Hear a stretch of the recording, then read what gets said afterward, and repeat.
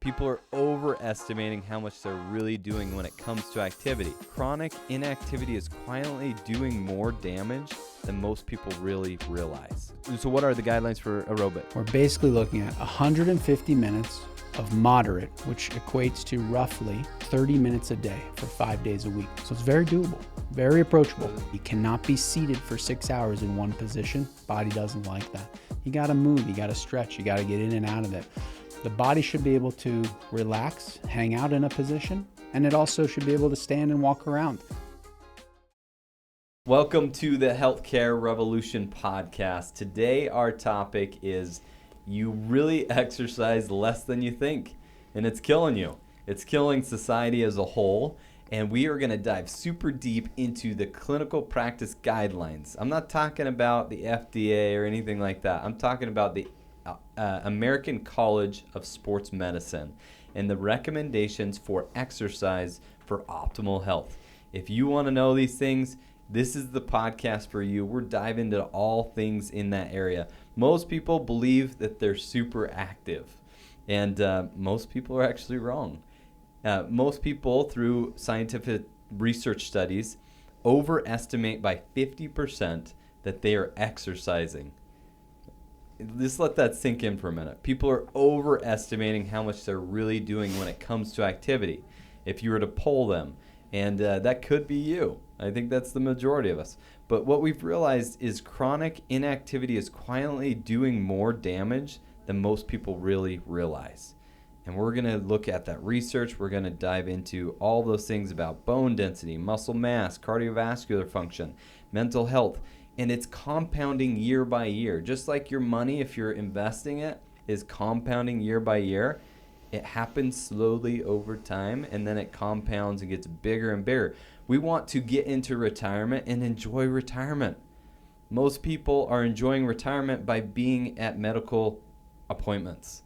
We do not want that to be you. Our goal with this podcast is to create wellness and longevity with your life so you can enjoy it all the way through retirement. And we want to give you all the tips, the tricks, the things that you need to be disciplined in every day that really make a huge difference.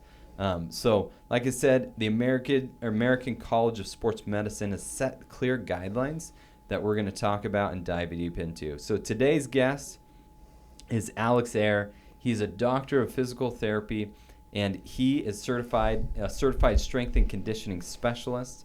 He spent his short career, and he'll talk about his history and his personal training that he's done. He's a little bit older than most PTs. He kind of came into the profession later in his career, but has such a cool background and understanding of discipline, what it takes to be disciplined in your health and in your exercise, and he has a lot of really good tips. So super excited to dive in with him. Some more background here. He is a champion tennis player. He's run both 2024 and 2025 national tennis championships. And he's also a former NCAA soccer athlete. He's just someone that's really learned firsthand what this is all about and can give a lot of critical points on how it can help you. So Aleks, welcome to the podcast. Thanks, Brad. Thanks for having me. I'm super pumped to be here. Man, just giving that introduction made me out of breath. That's awesome.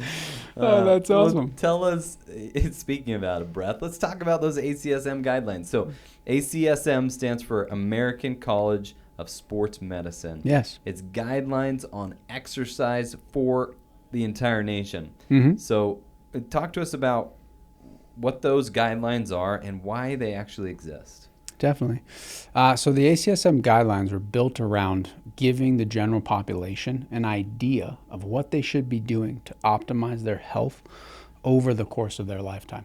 The general guidelines off of the latest research look at ages roughly 18 and older up until later ages of life, 80, 90 years old, and what people should be doing.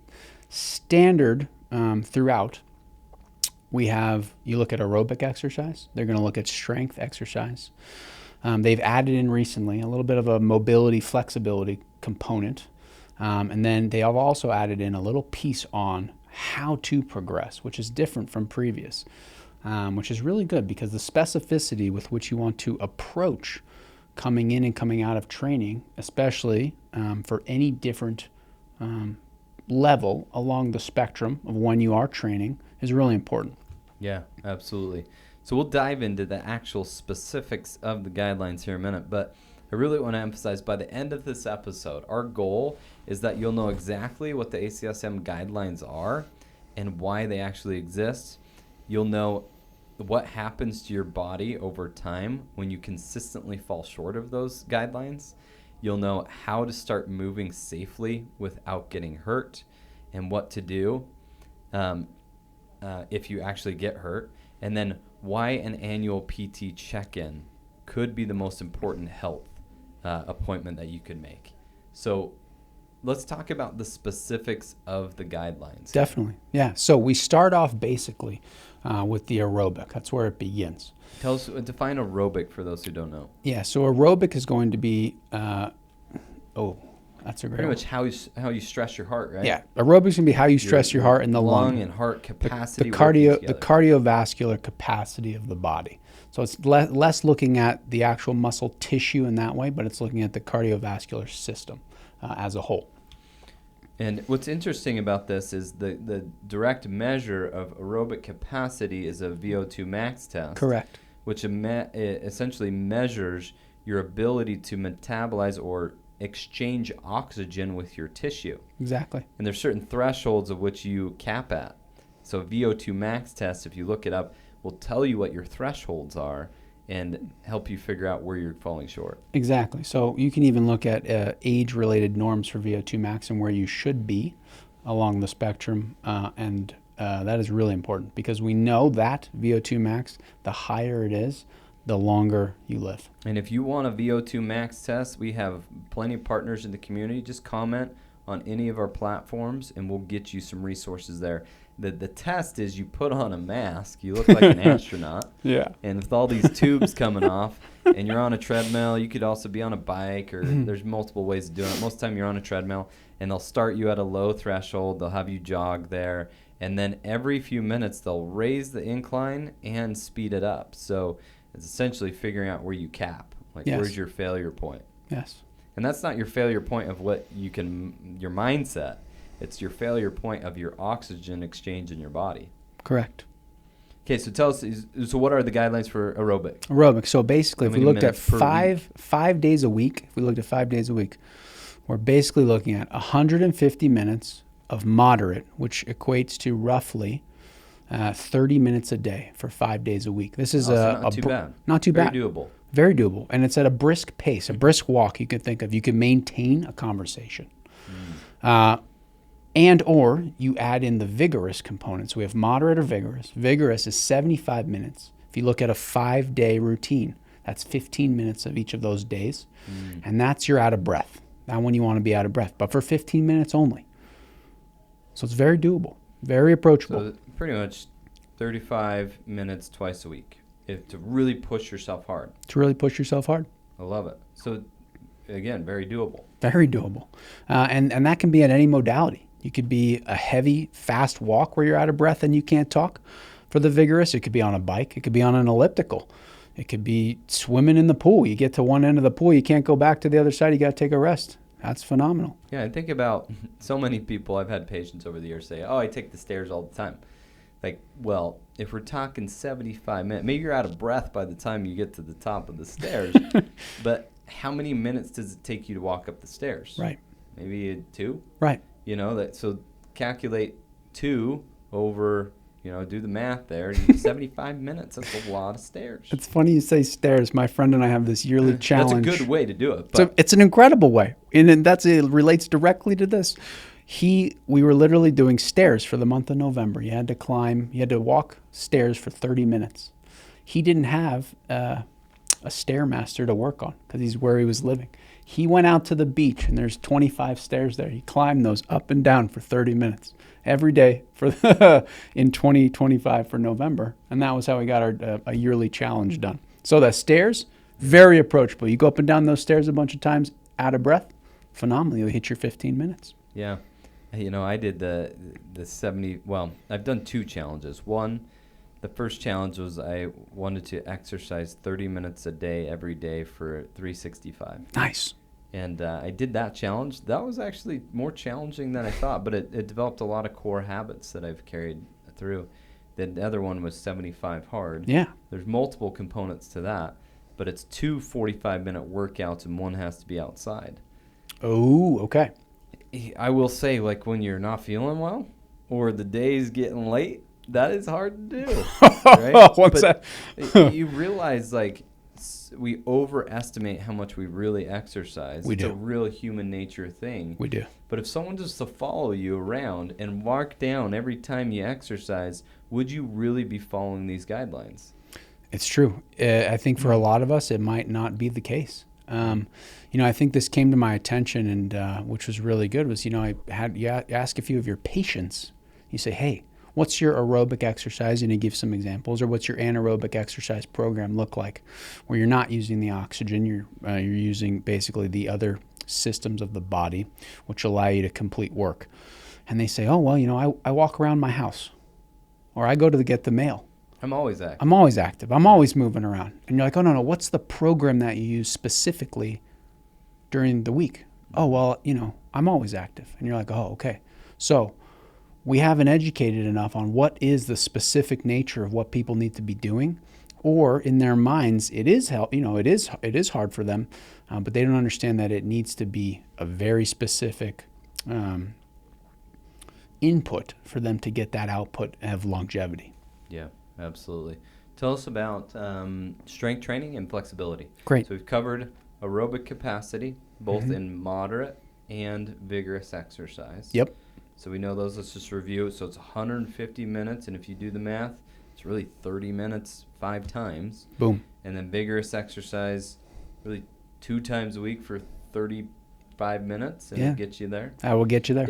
Does that 35 minutes, can you do that in replace of the moderate exercise, or is that on top of? No, you could replace it. So really, exercise 5 days a week. If you do 35 2 days, that's going to get you both goals. Both goals. Okay. Now let's go into flexibility and strength. Love it. Strength training is the next one down. That one's going to be 2 days a week minimum. They know over the standard, there's a big study that just came out as well looking at that again to confirm 2 days a week is the minimum threshold. Any more above that, it doesn't give you the added benefit like the cardiorespiratory system work does. So 2 days a week, train all muscle, big muscle groups. So we have to train the legs, the arms, the back, the core, or the trunk, let's say. And 2 days a week for how long?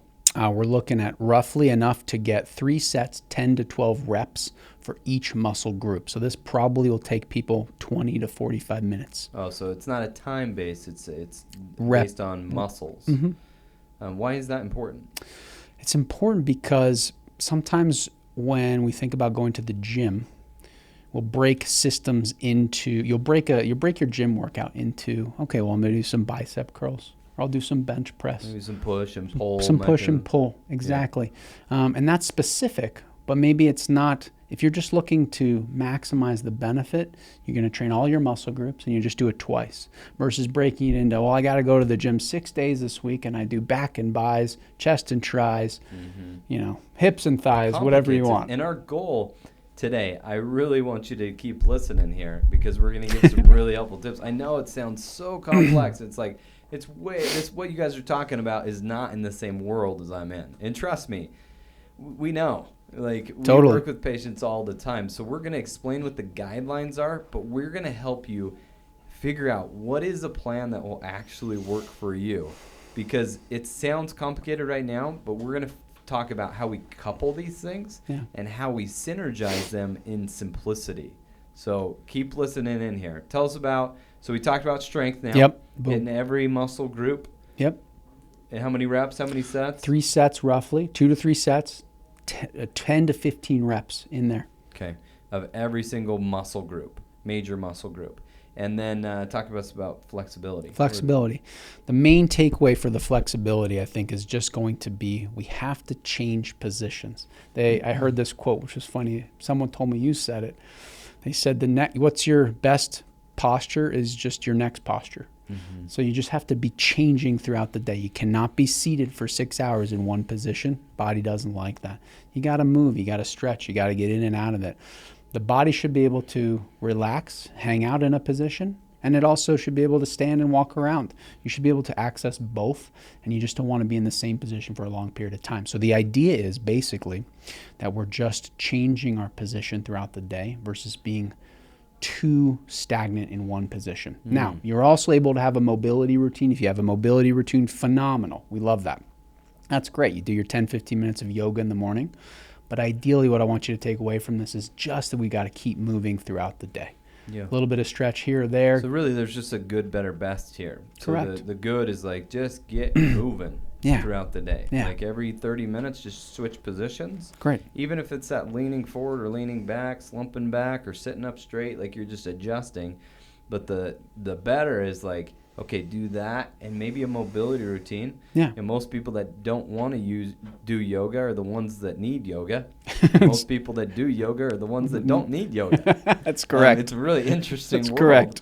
And the same thing with strength training. The people that are doing strength training are the ones that actually don't need it, and the people that are not doing it are the ones that need to do it. Definitely. So you're typically drawn to the thing that you need the least, right? It's the path of least resistance.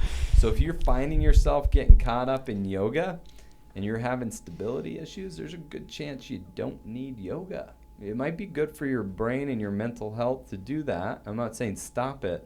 I'm saying you might need to do a little more strength training. Yeah. Go into the path of more resistance. Do the things that are hard, challenging and hard. And if you're weightlifting like crazy and you're having issues with reaching behind your back because your biceps are too big and you can't reach places, it's probably time to get some yoga in your life. You're just too stiff. You need to get more mobile. I agree. Anything else that we'd add to the flexibility? No, I think that's it. Okay. That's the mobility So component. let's review from the top. We have the aerobic stuff, which is 150 minutes of moderate or 150 of moderate, 75 of vigorous. Correct. And those can be coupled. You have the strength training, which you're hitting every major body region. Yep. 3 sets of 10 to 12. Yep. A couple times a week. Yep. 2 times a week. We have our flexibility, which is good, better, best, is we need to move more, adjust our position. And then if you have a yoga program or some sort of stretching mobility program twice a week, that is optimal. Optimal is twice a week for the mobility, stretching, kind of neuromuscular program in that way. Yeah, so I want to kind of dive into like this method of like the person that's listening to this, like, wow, I don't do any of those things, and how do I even start? How do you suggest if we did a good, better, best? Like, let's even just start with best. How do we just make this less complex? Let's just say for the busy executive that's like, I'm serious about health, I can be disciplined, I just got 30 minutes a day. Yeah. And there's no more I can give. Can I hit all these ACS guidelines in 30 to 35 minutes a day? If I hit it 7 days a week? 30 to 35 minutes, 7 days a week, completely. Yeah, you could hit every single one of these could hit every guidelines component just by doing 30 to 35 minutes. A week. I like that a lot, yeah. You see how simple that is. But we complicate these guidelines often. I think our profession is notorious for that. I think so too. But ultimately, if you dedicate yourself to 30 to 35 minutes of exercise, as long as the programming's right, you can actually hit every single guideline. Yeah, you would hit every target because you'd get your two strength, you'd get 5 aerobic or maybe even 2 aerobic if you needed in that vigorous category, and then you'd have your neuromuscular stabilization or mobility. You can get 2 there, and boom, you're only at 6. It gives you almost to have a day free. Yeah. So my question of the day: could you get vigorous exercise and strength training simultaneously? We can. We could do that. So tell me how that works. Yeah. So under the vigorous category, you basically would have some form of a HIIT training. Now, a lot of the HIIT training. What is HIIT? High intensity interval training is what it stands for. There's a bunch of different methods. There's a bunch of different ways it's been applied.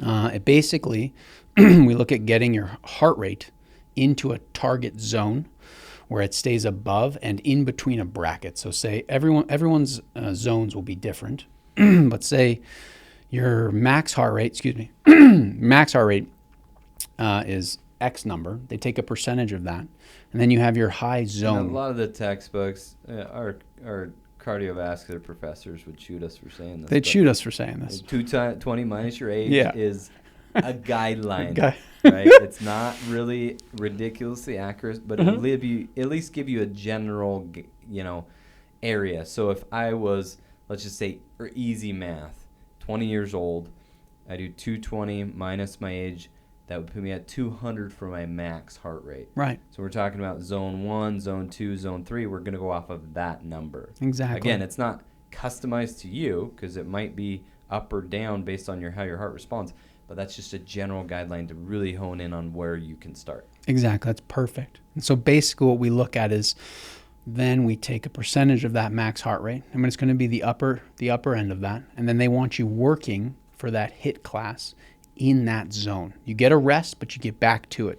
You come in and out of that zone throughout the entirety of the class. And that's where we're going to get that component of where you could get the strength and the aerobic, because you'll be working both at the same time. A lot of the HIT classes will incorporate weights and some form of cardio, whether it's a running, jumping movements that keep the heart rate elevated. Yeah, so you can, I try to synergize so many things in my life. And not in the sense of where it steals from another, but how can I exercise and spend time with my kids? Can we synergize those things? Can both things exist in the same world? Absolutely. Absolutely. Right? Like I can go on a bike ride with my kids. I can be spending time with them and exercising simultaneously. I could go for a jog and take my son with me, right? Love that too. And I think about the synergy, like how can we strength train and get cardiovascular endurance at the same time?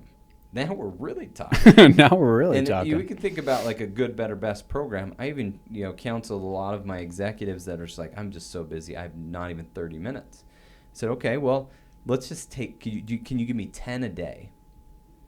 We can get pretty dang close. We can get 80% of what the ACS guidelines say with just 10 minutes a day, as long as we're doing HIT training. Right? Yeah. Like you're going to get your heart rate up super high. It could be between meetings. You might sweat a little bit in that 10 minutes, but we could get that in your office. If we're hitting the major muscle groups, the pushes, if you're just thinking bench press, we're just getting those major muscle groups working with pushing, squatting, and deadlifting. You get those 3 different lifts, and you can do all this in your office. You don't have to have super heavy weights, but you can do a lot of intense, powerful jumping. It's ideal if we're lifting weights, but you can do all this in 10 minutes. And if you're consistently hitting that, the longevity of your life is drastically improved. So I really want to emphasize, like, you can get 80% of the results from these guidelines just with 10 minutes a day. So talk to us about other ways we can synergize. Yeah. Talk to us, how can we integrate yoga, strength training, and cardiovascular all at the same time? I've seen you do those lifts. I think He's freaking Alex is holding weights, going down, like stretching under load. Yeah. Right. Yeah. While keeping the heart rate up. How do you do that? I think it's the combination of I think thinking about it systematically in pieces. You just think about it as a whole. So you think about, okay, well, I need full mobility. Well, I could just stretch my hamstrings and do that. But we look at, well, if I can actively go through a full range of motion with my hamstring under load, the hamstring will stretch. And it's funny, I had this patient or this client a long time ago, and she would always say, she would stop training on a vacation, she'd come back, she'd, oh, my hamstrings are so stiff. We'd get lifting, and we're lifting heavy. It's heavy. It's keeping her. It's basically the ACSM guidelines, right? She would always say about 3 weeks after vacation, oh, my hamstrings feel so loose. I didn't stretch a hamstring the entire time. Neither did she. We spent no time sitting and stretching. All we did was take the muscle through the full range of motion under load in a controlled manner. Break that down for those who don't understand. what does that mean? What exercise were you actually doing to accomplish that? Well, a lot of times you'll see, so you can see maybe like we'll take a single leg RDL or an RDL. It stands for Romanian deadlift. It's basically where the weight starts at the hip. We bend at the waist like you're going to pick something up off the ground, and you feel the stretch go through the back of the legs on both sides, let's say. The further you come towards the ground, the more the hamstring stretches, which is it's lengthening. And when you come back up off the ground, then you're shortening the muscle. So if it's chronically short and stiff and it's tight, going through that full range in a controlled way teaches your body, lets your central nervous system adapt to that stimulus, which is going on at the level of the tissue. And over time, it's going to give you a little bit more. It's going to give you a little bit more because you're just beginning to lengthen that tissue. So we're not talking about you just propping your legs up and touching your toes, right? No. We're talking about the higher level of mobility training and flexibility is stretch under an actual load. You can actually get most of your mobility training through strength training. So now look at how simplified we've made this. You can get your flexibility, your strength, and your cardio all in the same moments. All three can exist at the same time. Correct. All truths. Correct. And you could do it within 10 minutes. We could get it done quickly. As long as it's structured right. And maybe you need some help on structuring that. Sure. But again, you can get 80% of the results just with 10 minutes a day. It's pretty incredible. I like it. Anything else we need to know in that category? I think the last piece, which is the most, which is important, is coming into a program after not moving for a period of time. You got to go slow. Mm-hmm. A lot of times, what we see in PT, you can tell me this too. You know, they get some of your patient gets feeling great, then I went back and I did all these things. They come back to you next week. I can't move because we took the body from a place of where it was painful to not painful. Then they wanted to go and do everything they'd done before it was painful, but the body wasn't ready for that. And you have to begin to start slow and gradual progression back to it to build up the capacity to do all the things you want to do. Yeah. If you go too quickly, you're probably going to get a little bit of a rebound from that. And this is tricky even for the most skilled clinician. Definitely. To help figure out where someone currently is. Oh, yeah. Because they'll tell you certain things. Like, remember that 50% of people overestimate how much exercise they really do. This is a critical piece, Brad. Say it again. Say it again. So 50% of people overestimate how much exercise they really do. So we're sitting here with patients, and they're explaining to us what they're doing. And even the most skilled clinician can say, oh, yeah, you're pretty active. You're really getting after it. But we've got to remember, as both the patient and the clinician, that's right, that most people actually overestimate that. So we might get into a program, and we're pushing people because we believe that's where they are. And all of a sudden, it's like, I'm so sore, and it hurts so much. The young clinician, this guy, me. Oh, you over here too. And Alex is guilty of this as well, because we don't really take that into consideration. We push people too hard too soon, and it gets us into a little trouble because they get a little too sore or it starts to increase pain. And I believe that gap is people are overestimating how much they really do. Not intentionally. No, never intentional. It's just purely like how the brain works. We think we do more than we actually accomplish. Yeah. You know? And I think we all need to remember that. So let's dive into what actually happens to our body when we don't follow these guidelines. Over time, what's compounding? Oh, man. So over time. I know it's a very loaded question. No, it's Let's dive into a few topics. Yeah, a few topics. Over time, the mitochondria, the powerhouse of the cell that helps run with the aerobic exercise. It's pretty much like a fuel in a car. The fuel in the car. Your ability to be efficient with that fuel goes out the window. You'll see that number we talked about earlier, that VO2 max is going to come down. And keep in mind, this is not like 50% in a day. This is like a couple percent a year. Yeah. Right? But you do this over 40 years, it compounds, remember? So you lose that capacity very slowly over time until all of a sudden you're 50 years old and you're like, what happened to my body? That's right. Where's my high school body? That's right. And you didn't even know what happened. Because you didn't follow the guidelines over time. True. That's exactly right. I think we go look at muscle. And remember, it doesn't happen overnight. But over time, you lose a little bit of percent every year on that muscle mass. When does that start? Roughly what age group? Roughly, I mean, it really begins roughly like 23 to 26 years old. Which is kind of crazy. So you actually start losing muscle cells in your later 20s, early 30s. So keep that in mind. The only way to actually keep those muscle cells is what? Is to hit those parameters from the ACSM guidelines. Yeah, to like hit if the you major want to muscle keep the groups. muscle, because don't get me wrong, at any age you can actually hypertrophy, which just means the cells your muscles have, they actually get larger. You can do that at any age. Correct. But starting in your late 20s, early 30s, your body starts to lose cells, muscle cells, if you don't use them. That's where the term use it or lose it comes from. The use it or lose it. Tell me what happens to bone density when we don't load them, we don't lift weights. Yeah. If you don't lift weights, you don't stress the bone against gravity, the bone doesn't get pulled on by the muscle and the tendon.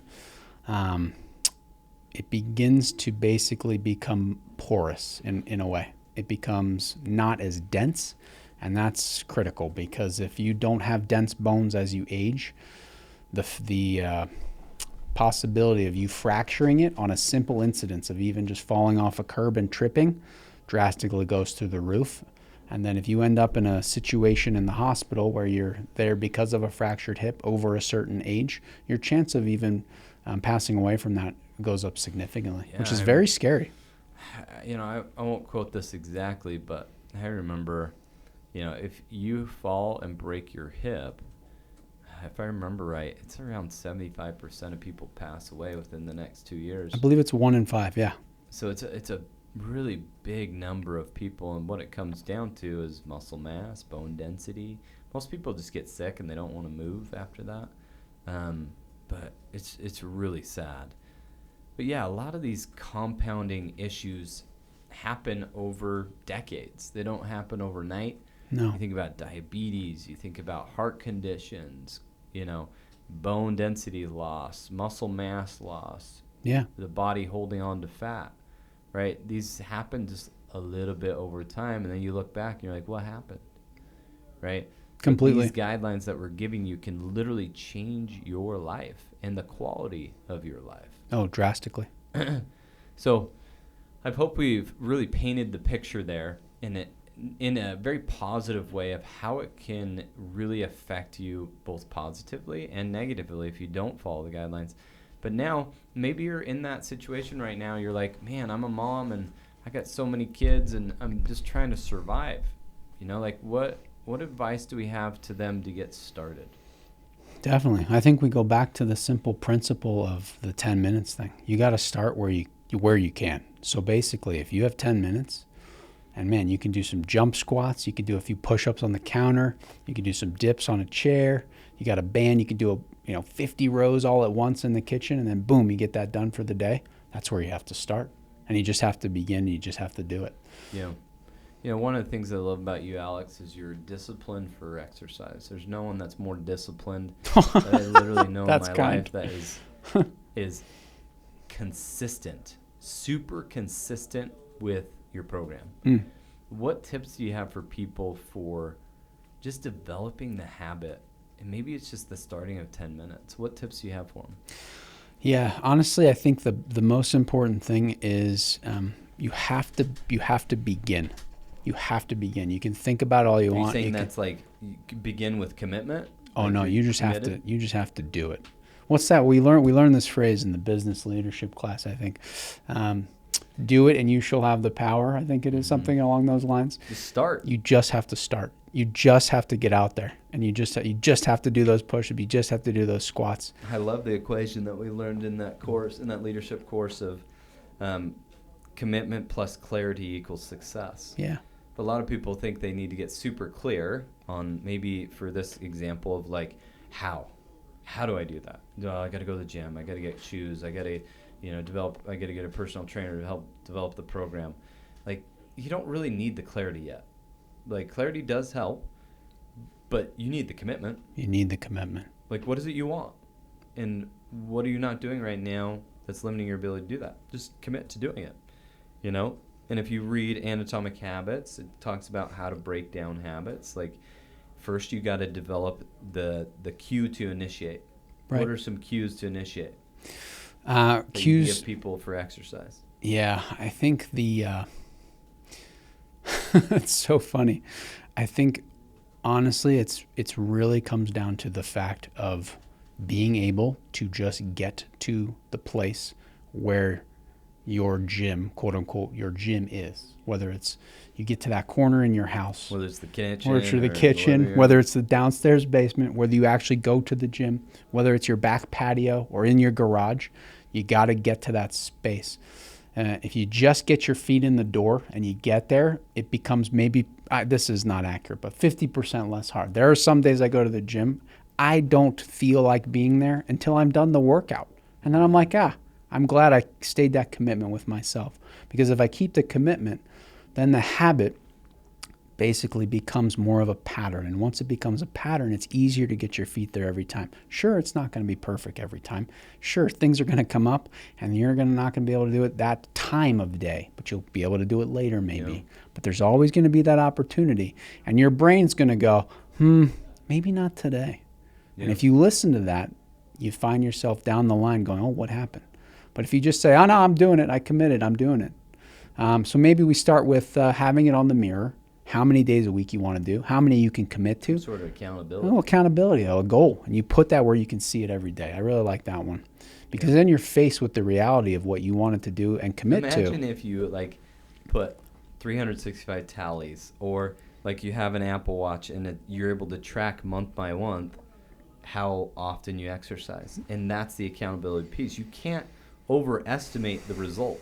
No. Like if you got the tallies on the mirror and you cross them out every single time, or you got a printout on the fridge and you check off every day you exercise for 30 minutes, what's that really going to do for your life, right? Oh. And there's so many tips we can give here. Just little things like when you wake up, like put your shoes and your keys right next to your bed so you wake up and your feet hit the floor and you see the shoes, right?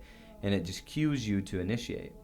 Little things like that can be very meaningful because you made the choice yesterday. When you wake up, the choice might change, right? But you already took your commitment the other day. You right? did. You already committed to it. So you already made the decision. Now you just got to make the decision again. And you got to continue to make that decision, especially when resistance comes. You know I would expect the resistance. You can expect yourself to be laying in bed and go, oh man, I don't think today's the day. You can know that's coming the night before. And it's probably going to be there most days. But you just have to have the principle of committing again to the decision that you're making. Boom, get those shoes on and go. Yeah, tell me about this accountability piece, whether it be a calendar, the mirror, your watch, your friends. What does that do for people? Yeah, it's really interesting. I think the course of time with the accountability, it helps people build the habit. Because if you can't start to build the habit, it's basically like you're walking around your backyard with a shovel and you just never dug any holes. But if you can start with a city job. A lot of people standing around with shovels, no one working. No one working, So basically, that text is basically like putting the shovel in the ground somewhere and picking up some dirt at one of the corners. Actually action. Yeah. And even if it's not that much dirt, or even if you shovel one piece and you go back into your house, that's okay. Progress, it's right? progress. And sometimes that's translated over into you just driving to the gym. Driving to the gym. Maybe you just drove there. Yep. And you didn't even get in. Maybe there was some barrier that limited your ability to get in. But you made an active choice. Right. And what it does for your unconscious mind is it tells your unconscious mind that you're worth it. Exactly. You're worth the investment. The best investment that you can make in life is in you. Literally. And if you teach yourself that integrity of I do what I say I'm going to do, it actually builds confidence in yourselves. It does. It does big time. And then people around you will see that. You might not see it yourself for a long time, but people will gravitate towards that. And I can think, you can testify to this too, but are the mentors, the people we look up to, are those people who have built those habits so well that it's a part of their lifestyle. And we look at them, oh, that's amazing. All they did was continue to make the commitment and then execute on the decision. Yep, absolutely. So as we kind of close up this podcast, I really want to.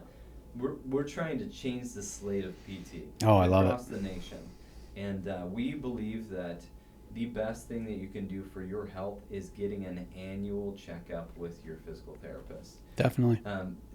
Can you just simply break down for us why you feel that's important for the public to get an annual checkup? Yeah. As the doctors of movement, in a way, and specific with anatomy, going in to see your physical therapist once a year to get an annual checkup can be to kind of highlight these areas. Hey, how's the VO2? How's my aerobic fitness? How's my muscular fitness? How am I doing on these? How's my mobility? Which areas may I be slacking in? Which areas maybe we need to go get a consult somewhere else.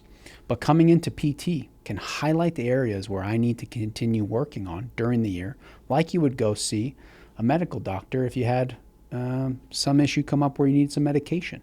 Or you go in for your annual physical and they check a few of your biomarkers. They give you some labs. The same way with PT. You come in, we look at the strength. We can look at the aerobic capacity. We look at your mobility.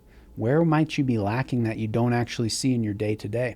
Or do you have that little achy hip that comes around certain times a year? What do we need to be doing differently to make sure that doesn't come back? Or that foot pain, how do we keep that away? Those pieces are critical. And that checkup during the year can really just be that reminder to say, oh, these are the things I need to focus on. Oh, that's right, I forgot about that. And what's beautiful about what you're saying is it's going to be customized to you. Oh. It's like everyone's got this weird little ankle or knee pain or the hip thing that comes along. There's not a soul out there that doesn't have one of those things. This is your opportunity once a year to come and say, my knee's not been feeling right this last year, right? But if we wait on that, it compounds and it gets worse. Boom. And that's why we have so many surgeries. That's how we're in a medication opioid crisis right now. It's Completely. because people wait years and years and years. We are changing healthcare. We are wanting people to start at the beginning, start at the prevention. You can prevent the majority of issues that you're having later in life by starting with PT and making sure you have annual checkups to customize a program to help you not have these issues that are going to last a lifetime. Because we want everyone to live the life they always wanted. And you do that by getting into your physical therapist every year. So that is our challenge today, is that you do that on a regular basis. And it doesn't have to be once a year. It can be more than that. Once a quarter. But it's just like getting your oil changed on your car. Oh. We're not talking about a subscription or anything like that. We're talking about a checkup. That's just it. to check in and make sure you're following these guidelines. It holds accountability to yourself. It teaches yourself that you're worth it, and it's so empowering for you and your family to see that you're invested in your health consistently. So we hope that you take that, and it's really going to be a part of your life. We hope that these ACS guidelines are really helping you identify where you are. Maybe you're overestimating, maybe you're not. But if you like this podcast, if you like listening to these things, we invite you to share it, like it, share it with all your friends, family. We really hope that we're making a difference across Utah, because we want to change the slate. We want to prevent all these issues from happening, and we're really making a big difference. So, Aleks, thank you for joining us on the podcast today. We appreciate what you do. Yeah, thanks, Brad, for having me. I really enjoyed it.